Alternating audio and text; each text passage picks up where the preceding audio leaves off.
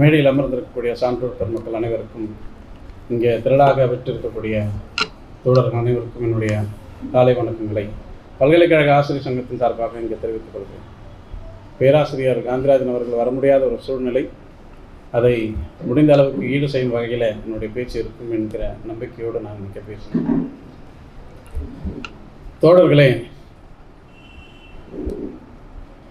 2020 இந்த தேசிய கல்விக் கொள்கை என்று கொண்டு வரப்பட்டு கடந்த 5 ஆண்டுகளாக இந்த கல்விக் கொள்கை எப்படியான மாற்றங்களை இந்தியா முழுக்க ஏற்படுத்தி இருக்கிறது என்பதை ஓரளவுக்கு நம்மால் பார்க்க முடிந்திருக்கிறது. இதுவரையில் இந்தியாவில் மட்டுமே பார்த்து கொண்டிருந்த அந்த சூழ்நிலையை தமிழகத்திலும் நாம் உணர ஆரம்பித்திருப்பது தான் ஆச்சரியமாக இருக்கிறது. எல்லா இடங்களிலும் மத்திய அரசாங்கம், என் ஒன்றிய அரசாங்கம் கொண்டு வரக்கூடிய கொள்கைகளுக்கு நேர் எதிராக நாங்கள் நிற்போம் என்று பகிரங்கமாக சொல்லிக் கொண்டிருக்கக்கூடிய திராவிட அரசு கட்சிகள் கூட இப்பொழுது நடந்து கொண்டிருக்கக்கூடிய அரசியல் மாற்றங்களில் ஏதோ ஒரு விதத்தில் அவர்களுக்கு அடங்கி ஒடுங்கி போய்விட்டிருக்கிறார்களோ என்கிற அச்சத்தை ஏற்படுத்தும் வகையில் அமைந்திருக்கிறது அவர்களுடைய கொள்கை. காரணம், கடந்த 5 ஆண்டுகளாக தமிழகத்தில் உயர்கல்வியினுடைய நிலைமை எந்த அளவுக்கு மோசமாக இருக்கிறது என்பதை எனக்கு முன்னால் பேசியிருக்கக்கூடிய பேராசிரியர் கதிரவன் அவர்கள் மிக அருமையாக படம் எடுத்து காட்டியிருக்கிறார். ஒரு படிக்கு போய் நாங்கள் மருத்துவ உதவியாளர்களை தேடிக்கொண்டிருக்கிறோம் என்கிற அளவுக்கு அவர்கள் சொல்லியிருக்கிறார்கள். எனக்கு ஒரு பயம் இருக்கிறது, இன்னும் ஓரிரு ஆண்டுகளில் எங்களையே மருத்துவமனைகளுக்கு, அதுவும் மனநல மருத்துவமனைக்கு எங்களை தள்ளிவிடுவார்களோ என்கிற அச்சம் எங்களிடத்தில் இருக்கிறது தோழர். அந்த அளவுக்கு பல்கலைக்கழகம் மட்டுமல்ல, பல்கலைக்கழகத்தை சார்ந்து இருக்கக்கூடிய 100க்கும் மேற்பட்ட அரசு உதவி பெறும் கல்லூரிகளுடைய நிலைமை அப்படியான நிலைமை இருக்கிறது. எந்த அளவுக்கு என்று சொன்னால், கடந்த ஒரு மாதத்திற்கு முன்பு அமைச்சரை நேரடியாக பார்த்து, காலையில் அவரை பார்த்து எப்படியாவது எங்களுக்கு வழங்கப்பட வேண்டிய அந்த நிதியை வழங்கிவிடுங்கள் என்று கேட்டபொழுது அவர் சொல்லி அனுப்புகிறார், நிச்சயம் உங்களுக்கு வழங்கிவிடுவோம், நீங்கள் கவலையே படவில்லை, தேவையில்லை என்று சொல்லி அனுப்புகிறார். மதியம் சட்டமன்றத்தில் ஒரு செய்தி வருகிறது, அரசு உதவி பெறும் கல்லூரிகளை தனியார் பல்கலைக்கழகங்களாக மாற்றிக்கொள்ளலாம் என்கிற சட்ட வரைவு முன்மொழியப்பட்டிருக்கிறது என்று. அதுவரையும் நம்பிக்கையோடு அவர்களிடத்தில் தொடர்ந்து பேசிக்கொண்டிருக்கிறோம். கடந்த 4 ஆண்டுகளாக அவர்களிடத்தில் பேசியிருக்கிறோம். அரசு கல்லூரிகளுக்கு வழங்கப்பட்ட 2 பேருக்குமே ஒரே அரசு ஆணை தான், ஜிஓ நம்பர் 5 11/1/2021 வழங்கப்பட்ட ஒரே ஆணை. 2 பேருக்குமே வழங்கப்பட வேண்டிய நிதி அரசு கல்லூரிகளுக்கு வழங்கப்பட்டு விட்டது. அதுவும் நாங்கள் எல்லாம் கூட்டாக ஜாயிண்ட் ஆக்ஷன் கவுன்சில் என்று சேர்ந்து 3 பேரும் சேர்ந்து போராடித்தான் அந்த அரசு ஆணையை பெற்றோம். ஆனால் அரசு கல்லூரிகளுக்கு இந்த பணத்தை, நிதியை கொடுப்பதன் மூலமாக அவர்கள் மீண்டும் போராட்டத்துக்கு வரமாட்டார்கள் என்கிற எண்ணத்தில் அவர்களுக்கு கொடுத்து ஆகிவிட்டது. அவர்களும் கிடைத்தவுடனே ஒதுங்கிவிட்டார். ஏயுடி, மூட்டா என்ற 2 சங்கங்கள் மட்டும் தொடர்ச்சியாக கடந்த 4 வருடங்களுக்கு மேலாக அரசிடம் தொடர்ந்து போராட்டங்களை நடத்தியிருக்கிறோம். 40 போராட்டங்களுக்கு மேலாக நடத்தியிருக்கிறோம். தமிழகம் முழுக்க மாநிலம் தழுவிய போராட்டங்கள் இருக்கு, என்னென்ன போராட்டம் இருக்கு எல்லா போராட்டத்தையும் நடத்தியாகிவிட்டது. ஆனால் அரசு இதுவரையில் அதற்கு வழங்க வேண்டியது, அரசு ஆணை வழங்கிவிட்டது. ஆனால் எல்லாருக்கும் கையில் ஆர்டரும் கொடுத்தாச்சு, அசோசியேட் ப்ரொஃபஸர் ஆர்டரும் கொடுத்தாச்சு. ஆர்டர் வாங்கிட்டு எல்லாம் கையில் வச்சுக்கிட்டு என்ன பண்ணுறாங்க, என்ன பண்ணுவதே தெரியவில்லை. உயர்கல்வியில் இருக்கக்கூடிய அத்துணை அதிகாரிகளையும் போய் பார்த்தாச்சு, அமைச்சரையும் பார்த்தாச்சு. இது யார் இதை தடுத்து நிறுத்துகிறார்கள் என்று தேடி தேடி தேடி விடை அப்புறம்தான் தெரிஞ்சது, இது கல்விக் கொள்கையை முழுமையாக நம் தமிழக அரசும் அங்கு போய்விட்டிருக்கிறது என்கிறது. கல்விக் கொள்கை 2020 கல்விக் கொள்கை ரொம்ப தெளிவாக இதை செய்திருக்கிறது. ஒரு பக்கம் அரசு கல்லூரிகள், இன்னொரு பக்கம் தனியார் கல்லூரி. இதற்கு இடைப்பட்டு இருக்கக்கூடிய அரசு உதவி பெறும் கல்லூரிகளுக்கு அங்கு இடமே கிடையாது. அப்படி அங்கே கொள்கையிலே அங்கே இடம் இல்லை என்று சொன்னால் எப்படி இந்த 163 கல்லூரிகளை முழுமையாக மூடிவிட வேண்டும் என்கிற நிலையில் தான் அந்த அரசு செயல்பட்டிருக்கிறது. இதுவரையில் 5 வருடங்களாக எங்களுக்கு தெரியாமல் தெருக்களில் நின்று போராடி கொண்டிருக்கக்கூடிய சூழ்நிலை தான் நாங்கள் பார்ப்போம். இதை எப்படி ஈடு செய்வது? லட்சக்கணக்கான மாணவர்கள் இங்கே தமிழகத்தில் இந்த 163 கல்லூரிகள் எங்கெங்கெல்லாம் இருக்கிறது போய் என்று பார்த்தீங்களா, எல்லாமே முக்கியமான இடங்களாக இருக்கும். படித்தவர்கள் கிட்டத்தட்ட 3/4 பேர் அந்த அரசு உதவி பெறும் கல்லூரிகளாகத்தான் அதில் படித்து வந்தவர்களாகத்தான் இருப்பாங்க. அப்போ தமிழகத்தில் இன்று கல்வி சிறந்து விளங்குகிறது என்று தொடர்ந்து இந்த அரசியல்வாதிகளும் அதிகாரிகளும் சொல்லிக் கொண்டிருப்பதற்கு இந்த அரசு உதவி பெறுகளுடைய அதனுடைய பங்கு என்பது ரொம்ப முக்கியமானது. அப்படிப்பட்ட கல்லூரிகளை ஒட்டுமொத்தமாக தனியார் பல்கலைக்கழகங்களாக எப்படி ஒவ்வொரு தெருக்கும் ஒரு பல்கலைக்கழகம் இருக்கும். இது என்ன கொள்கை எனக்கு புரியவில்லை.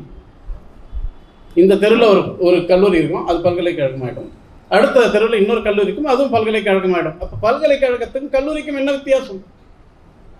அப்போ இவர்கள் கொண்டிருக்கக்கூடிய கொள்கை என்பது அடிப்படையாக மாணவர்களுக்கோ ஆசிரியர்களுக்கோ சமூகத்துக்கோ நாட்டுக்கோ எதுக்குமே பயன்படாத ஒரு கொள்கையை இவர்கள் கொண்டிருக்கிறார்கள் என்பதுதான். இதுக்குள்ள போய் பார்க்கும் பொழுது இன்னும் அதிகப்படியான ஏமாற்றுதலை இவர்கள் செய்து கொண்டிருக்கிறார். பிரைவேடைசேஷன் சொல்றோம். ஊடுருவி போய் பார்க்கும்போது இவர்கள் என்ன கல்லூரிகளுக்கு என்ன செலவழித்துக் கொண்டிருக்கிறார். உலக நாடுகளில் பட்டியலில் பார்க்கும்போது ஆச்சரியமாக இருக்கிறது.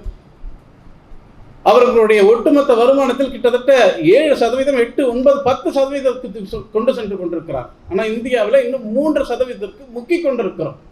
3% கூட இவர்களால் கல்விக்கு வழங்கப்படவில்லை என்று சொன்னால் அப்போ அந்த நாட்டில் இருக்கக்கூடிய கடைக்கோடியில் இருக்கக்கூடிய அந்த கல்லூரிகளினுடைய நிலை எப்படி இருக்கும்? அது எப்படி வளர்ச்சி வரும்?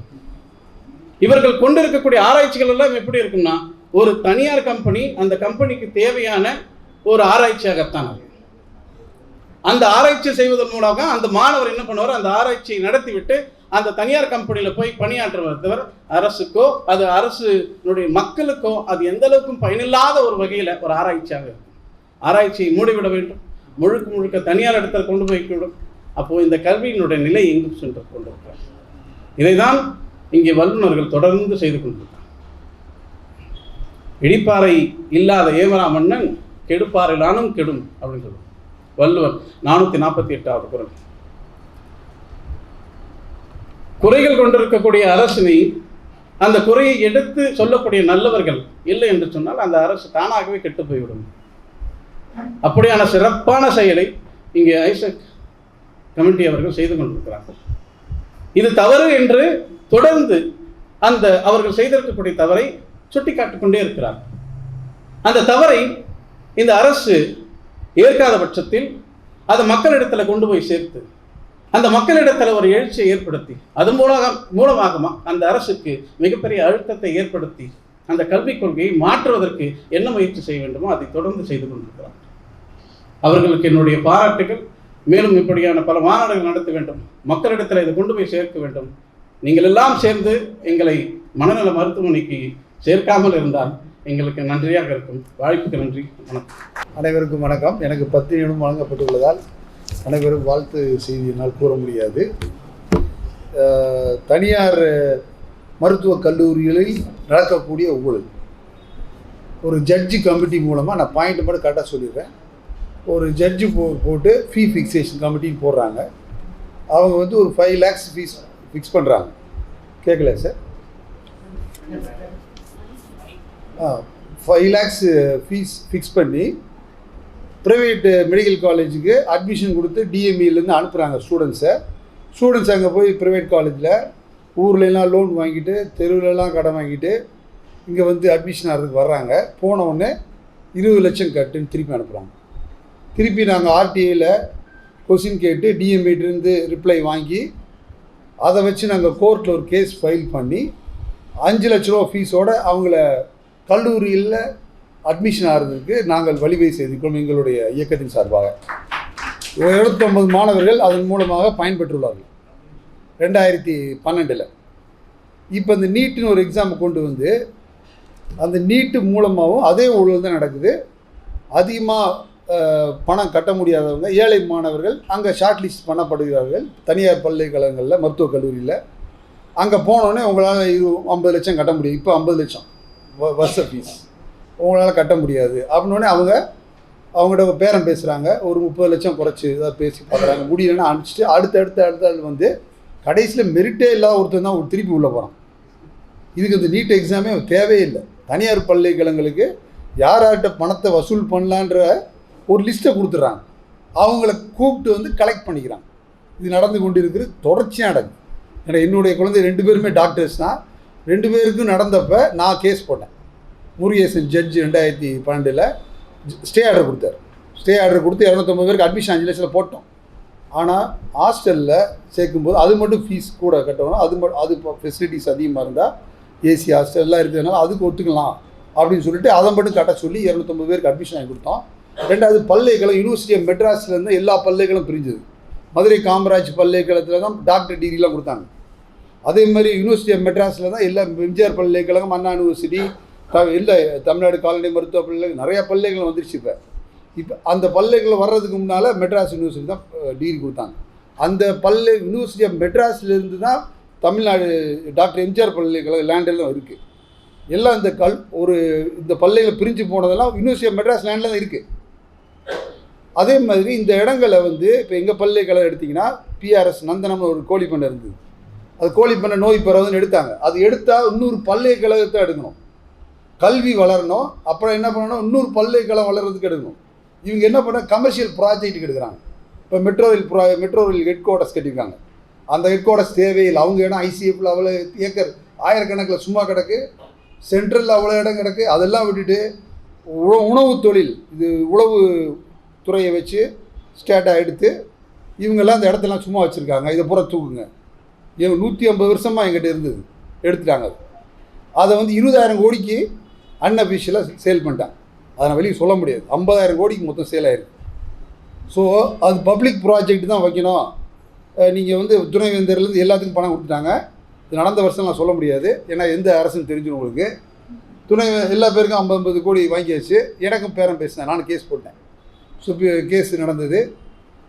எனக்கும் பேரம் பேசினாங்க. நான் தலையில் வச்சால் எனக்கு வேண்டாம், அதுக்காக நான் அந்த கேஸ் போடலைங்க அப்படின்னு சொல்லி மறுப்பு தெரிவிச்சிட்டேன்.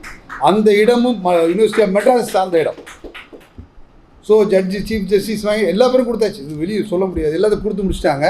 கடைசியில் நாங்கள் கோர்ட்டில் பப்ளிக்கு மட்டும்தான் யூஸ் பண்ணணும், multi level parking, public utility தான் மட்டும்தான் யூஸ் பண்ணோடனே திருப்பி பணத்தை வாங்கிட்டாங்க.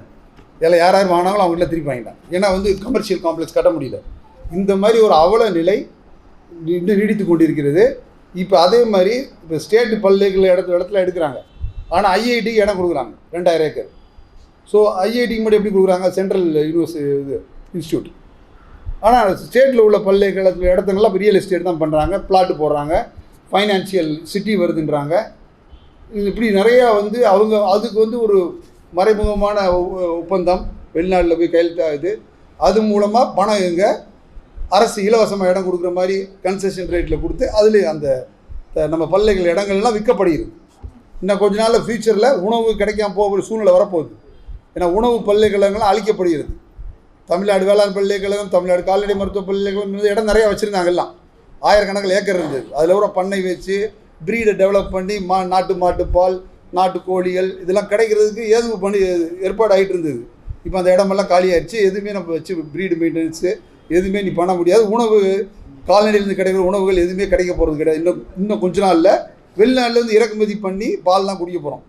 இன்னும் கொஞ்ச நாள் நடக்க போகுது. அந்த பால் நம்ம ஜீனுக்கு ஒத்துக்காது. இப்போ நேற்று ஒரு சயின்டிஸ்ட் டென்மார்க்லேருந்து வந்திருக்காரு. அவர் என்ன சொல்கிறாரு, டென்மார்க்கில் செட்டில் ஆகிருக்காரு. அந்த யூரோப்பியன் பாலை குடித்து அவருக்கு லாக்டோஸ் அலர்ஜி. ஆனால் இங்கே சாப்பிட்றாரு, வரல. ஸோ அந்த பாலை நம்ம குடித்தா என்ன ஆகும்? ஸோ கால்நடைத்துறை சுத்தமாக அந்த பால் வளர்ப்போர் அவங்கெல்லாம் கால்நடை தொழிலை விட்டு வெளியே வர போகிறாங்க. அப்போ கட்டாயம் நம்ம வெளிநாட்டிலேருந்து ஆயில் மாதிரி இந்த பாலெல்லாம் வாங்கி சாப்பிடக்கூடிய நிலைமை அவல நிலை நமக்கு ஏற்பட்டு போகிறது. அதுக்கப்புறம் கவர்மெண்ட் ஸ்கூல் ஸ்டூடெண்ட் படிச்சுட்டு கஷ்டப்பட்டு அதிகமான மார்க் எடுத்தனால தனியார் பல்கலைக்கழகத்துக்கு போக முடியாமல் அரசு பள்ளியை நோக்கி வராங்க. அங்கே பார்த்தீங்கன்னா அங்கே அரசு ஸ்கூலை விட மோசமான நிலைமை அரசு கல்லூரியில் இருக்குது. அங்கேயும் இந்த ஒரு ஃபெசிலிட்டியும் கிடையாது. சார் சொன்ன மாதிரி சார் கதிரவன் சார் எங்கள் TANFUFA Tamil Nadu federation of universities faculty association 22 யூனிவர்சிட்டியோட தலைவர். அவர் உயிர் தொழில்நுட்பவியல் துறை பேராசிரியர் மற்றும் தலைவர். அவருக்கு அந்த மாதிரி ஒரு பிரைம் டிபார்ட்மெண்ட்டு -20 டிகிரியில் ரெஃப்ரிஜிரேட்டர் இல்லாமல் ஒன்றும் பண்ண முடியாது. அவருக்கே அந்த ஃபெசிலிட்டிலாம் கிரியேட் பண்ணி தரலைன்னா அப்புறம் எந்த பல்கலைக்கழகத்தில் எந்த தொழில்நுட்பத்துறை பயோடெக்னாலஜியில் இயங்கக்கூடிய வாய்ப்பு இருக்குது யோசிச்சு பாருங்கள்.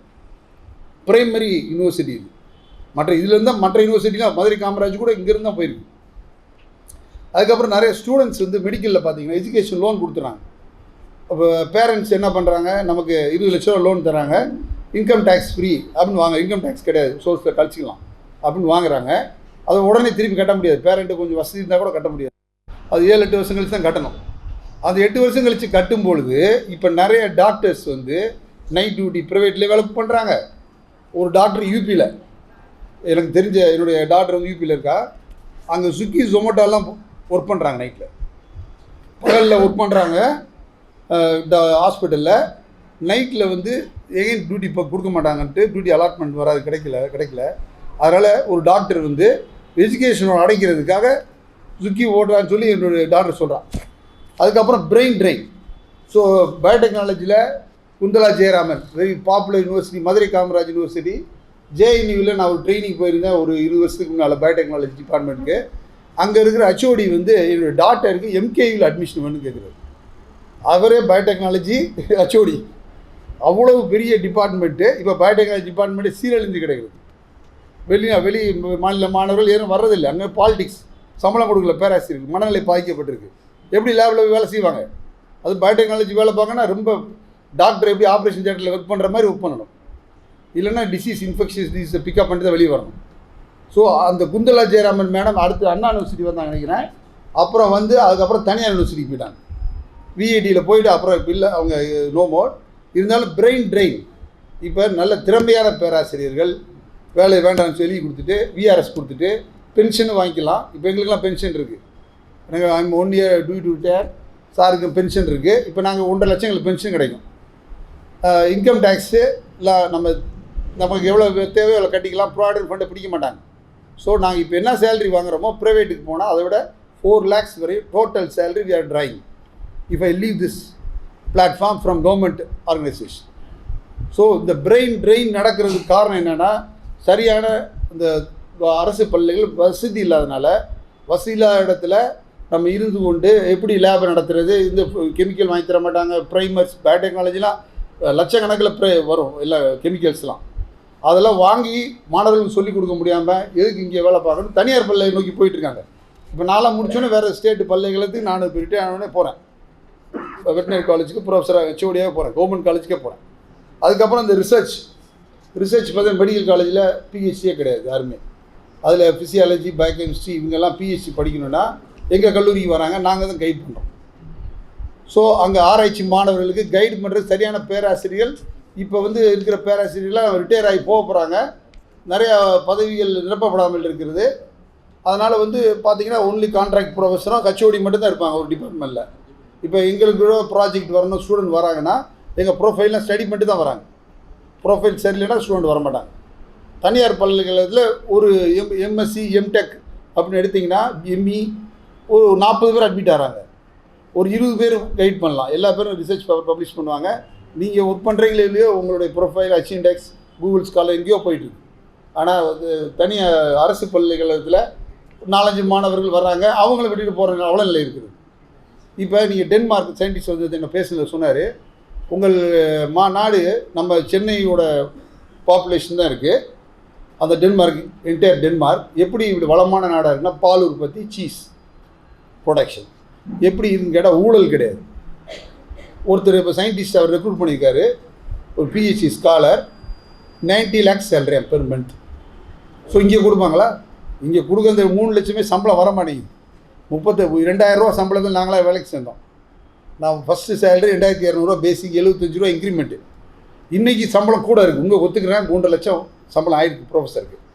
ஆனால் மேல்நாட்டு பல்கலைக்கழகங்களில் இதே பேராசிரியருக்கு இந்த சர்வீஸ் போட்டிருந்தா 40-50 லட்சம் பெர் மந்த்து. இப்போ நீங்கள் டைரெக்டாக போய் சும்மா ரிசர்ச் ஸ்காலராக ஒர்க் பண்ணால். ஸோ இவ்வளவு தூரம் இங்கே வந்து நம்ம வந்து இந்த ஆராய்ச்சி பல்கலைக்கழகங்கள் மொத்தம் 18 இருக்குது தமிழ்நாட்டில். அந்த ஆராய்ச்சி பல்கலைக்கழகங்கள் எல்லாமே அவ்வளோ நிலைக்கு வந்து நிறைய டிபார்ட்மெண்ட் வர மூடிட்டு வராங்க. 2-3 டிபார்ட்மெண்ட் சேர்த்து ஹியூமானிட்டிஸ்னு வச்சு அதில் 5 டிகிரி கொடுக்குறாங்க. ஸோ இந்த மாதிரி போய் அவ்வளோ நிலையில் தொடர்ந்து கொண்டு இருக்கிறது. இது சமீப காலமாகத்தான் இந்த ஃபண்டு பிரச்சனை, ஃபண்டு கிரைசிஸ், கொடுக்க முடியல, சம்பளம் இல்லைன்னு சொல்கிறதெல்லாம் அவங்க என்ன சொல்கிறாங்க, தனியார் பள்ளிகளுக்கு ஒப்பிடுறாங்க. அங்கே மட்டும் ஏன் அவங்க எவ்வளோ தூரம் வளர்ந்துட்டே போகிறாங்க, அவங்களுக்கு பல வகையான ஃபண்டிங் வருது, வளர்கிறாங்க.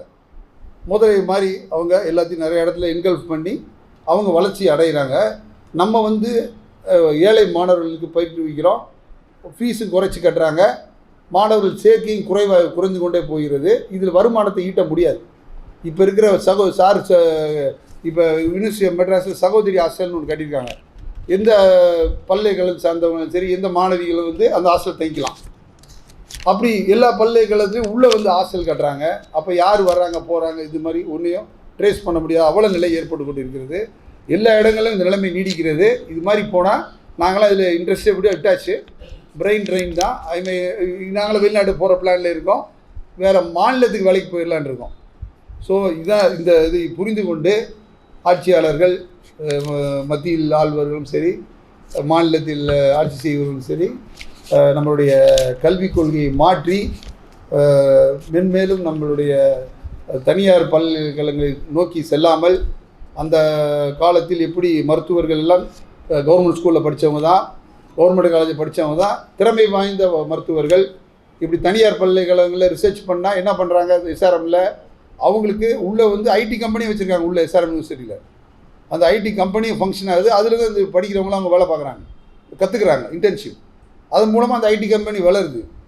அதே மாதிரி என்ன ஆராய்ச்சி பண்ணாலும், என்ன பேட்டன்ட் வாங்கினாலும் தனியார் கம்பெனி கூட கொலாபரேட் பண்ணி அவங்கள்ட்ட பணம் வாங்கிட்டு தான் ஆராய்ச்சி பண்ணுறாங்க. மக்களை நோக்கி எந்த ஆராய்ச்சியும் கிடையாது. அது சார் கரெக்டாக சொன்னார். சார் காந்திராஜ் சார் ரெப்ரஸன்டேட்டிவ் கரெக்டாக சொன்னார். அது உண்மை, நான் ஒத்துக்கிறேன். ஏன்னா நானும் 7-8 பேட்டன்ட் வச்சுருக்கேன் என் பேரில். சரியா, பேட்டர்ன் சர்டிஃபிகேட் இருக்குது. பேட்டர்ன் ப்ராடக்ட்ஸுக்கோ டெக்னாலஜிக்கோ நான் வாங்கியிருக்கேன், எனக்கு தெரியும். அவங்க எப்படி ஆராய்ச்சி பண்ணுறாங்க, நாங்கள் எப்படி மக்களை நோக்கி ஆராய்ச்சி திட்டங்கள் நாங்கள் ஃப்ரேம் பண்ணுறோம். அவங்களுக்கு பூராமே கமர்ஷியல் ரிசர்ச் ப்ராஜெக்ட்ஸ், நம்மளது எல்லாமே social development projects, sustainable goals development. With these few words, I end up my presentation. Thank you very much, one and all, for patient listening. Thank you.